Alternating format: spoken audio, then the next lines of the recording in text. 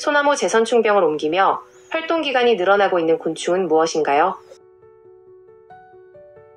소나무 재선충병에 감염된 나무를 베어내어 비닐로 덮고 약품 처리하는 전통적인 방제 방식의 이름은 무엇인가요? 소나무 재선충병 확산을 막기 위해 감염 여부를 현장에서 10분 만에 빠르게 확인할 수 있도록 개발된 도구는? 안녕하세요. 여러분이 보내주신 자료들 속으로 한번 깊이 들어가 보겠습니다. 이게 한국 소나무의 생존을 정말 심각하게 위협하는 소나무 에이즈, 바로 소나무 재선충병 PWD 방제 전략에 대한 이야기인데요. 네, 안녕하세요. 이게 정말 보통 심각한 문제가 아닙니다. 그렇죠. 그 현황과 미래를 오늘 좀 자세히 짚어보려고 합니다. 네, 자료를 보면 최근 5년간 감염된 나무 수가 무려 413만 그루가 넘고요. 그러니까 2025년에는 역대 최다인 약 148만 그루가 감염될 거라는 예측까지 나왔습니다. 이건 뭐 위기 상황이라고 봐야죠. 148만 그루요? 정말 상상 이상인데요. 이 자료들이 단순히 숫자만 보여주는 건 아닌 것 같아요. 왜 이렇게 다시 확산되는 건지, 또 기존 방식엔 어떤 한계가 있었는지, 그리고 앞으로는 어떤 기술과 정책으로 가야 할지, 이런 질문들을 던지고 있거든요. 맞습니다. 자, 그럼 한번 파헤쳐 보죠. 우선 이 피해 규모요. 영남권, 그러니까 경북, 경남, 울산 이쪽에 70% 이상 피해가 몰려 있고, 심지어 이게 충북 같은 중부지방으로 점점 올라오고 있다는 거죠. 네, 북상 추세가 뚜렷합니다. 울주나 포항, 경주 같은 6곳은 상황이 너무 안 좋아서 극심 지역으로까지 분류될 정도니까요. 아, 극심 지역이요? 그렇죠. 이 재확산 원인을 좀 따져보면요. 일단 기후변화 영향이 분명히 있습니다. 기온이 올라가니까 재선충을 옮기는 그 매개충이 있잖아요. 솔수염, 하늘소 같은 것들. 얘네들이 활동하는 기간이 길어진 거예요. 아, 더 오래 활동하게 되는군요. 네. 그러니까 기존에 하던 방제식이나 방식만으로는 이제 좀 부족해진 거죠. 그런데 사실 더 큰 문제는 어쩌면 더 좀 뼈아픈 지점은 바로 사람 때문에 확산되는 경우입니다. 사람 때문이요? 네. 최근에 새로 발생한 원인 30건을 분석해보니 그중 22건, 그러니까 무려 73%가 감염된 소나무 목재를 불법으로 옮기다가 발생한 거였어요. 73%나요? 그건 정말 충격적인데요. 법으로 금지되어 있는데도요? 그렇죠. 법적 규제가 있는데도 현장에서 관리가 제대로 안 되고 있다는 명백한 증거죠. 이게 어쩌면 가장 큰 구멍일 수 있습니다. 참, 그렇군요. 그럼 기존 방제 방식은 어땠나요? 예전에는 감염된 나무 베어내서 비닐 덮고 약품 처리하는 그 훈증 처리를 많이 썼던 것 같은데요. 네, 그게 전통적인 방식이었죠. 그런데 이것도 뭐 약품의 안전성 문제나 환경 오염 우려가 계속 제기됐었고요. 아, 맞아요. 그런 논란이 있었죠. 그리고 또 하나의 큰 변화가 바로 항공 방제였습니다. 예전엔 비행기로 약을 많이 뿌렸잖아요. 네, 그랬었죠. 그게 연간 2만 헥타르이 넘게 실시되던 대규모 작업이었는데 이게 꿀벌 같은 다른 곤충이나 생태계에 미치는 독성 문제, 특히 네오니코티노이드 계열 약재 때문에 논란이 커졌습니다. 아, 그 꿀벌 집단 폐사 문제랑 연결되면서. 맞습니다. 그래서 결국 2022년부터는 항공 방제 규모가 예전에 한 10분의 2 수준으로 확 줄어들었어요. 근데 공교롭게도 이 굉장히 효율적이었던 방제 수단이 확 줄어든 시점하고 이 재선충병 피해가 다시 급증한 시점이 좀 맞물린다는 겁니다. 인과관계가 명확하진 않더라도 시사하는 바가 크네요. 그렇죠. 이게 유일한 원인이라고 단정할 순 없지만 분명 영향이 있었을 거라는 거죠. 그래서 지금은 이제 드론을 이용하거나 아니면 지상에서 아주 정밀하게 방지하는 방식, 그리고 아예 예방 차원에서 나무에 주사를 놓는 방식으로 전략이 바뀌고 있는 추세입니다. 자, 여기서 이제 흥미로운 지점이 나오네요. 바로 첨단 기술의 도입. 드론이나 AI를 써서 예전보다 훨씬 정밀하게 감염 의심 나무를 찾아낸다는 거죠. 네, 맞습니다.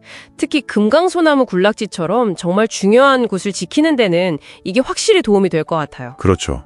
기술이 중요한 역할을 하고 있습니다.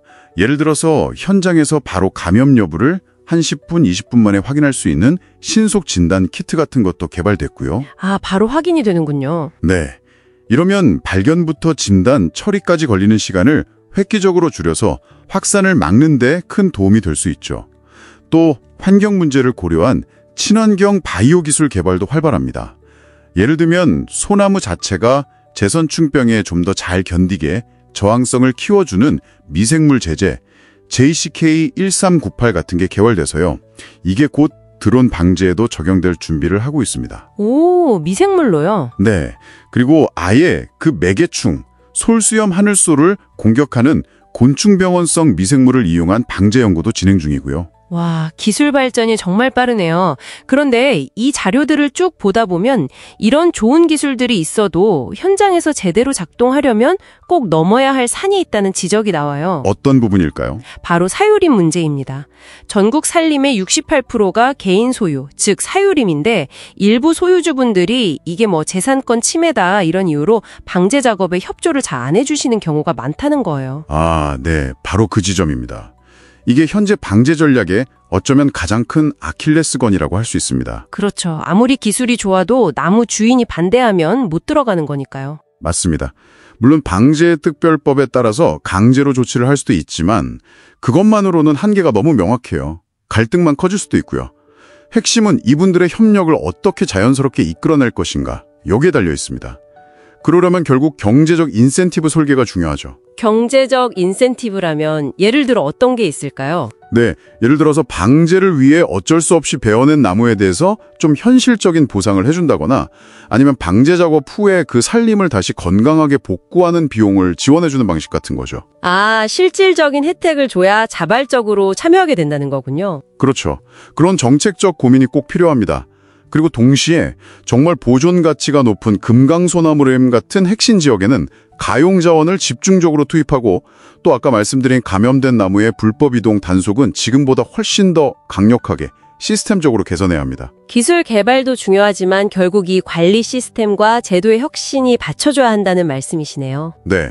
기술 이전에 어쩌면 이 문제가 해결되지 않으면 계속 밑빠진 독에 물 붓는 상황이 될 수도 있어요. 들어보니 소나무 재선충병 문제는 단순히 병충의 문제가 아니라 기후변화라는 거대한 배경 위에 인간의 관리 소홀, 또 기존 방제 방식의 한계 같은 것들이 아주 복합적으로 얽혀있는 위기 상황이군요. 정확합니다. 결국 미래의 방제는 드론, AI, 바이오 같은 첨단 기술의 발전과 더불어서 정책과 제도, 그리고 무엇보다 사람들의 협력을 어떻게 이끌어낼 것인가에 달려있다는 생각이 강하게 듭니다.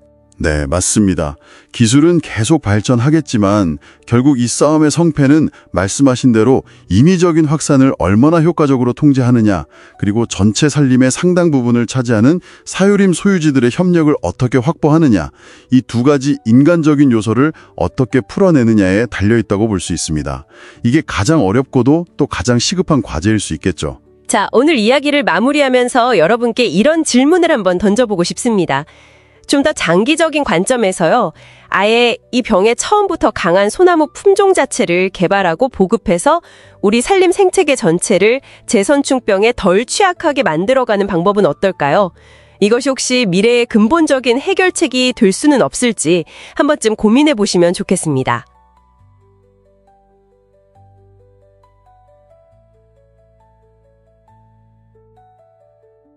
소나무 재선충병을 옮기며 활동 기간이 늘어나고 있는 곤충은 무엇인가요?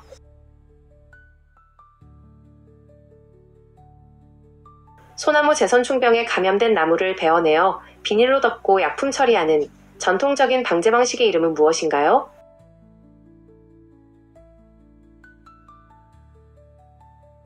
소나무 재선충병 확산을 막기 위해 감염 여부를 현장에서 10분 만에 빠르게 확인할 수 있도록 개발된 도구는?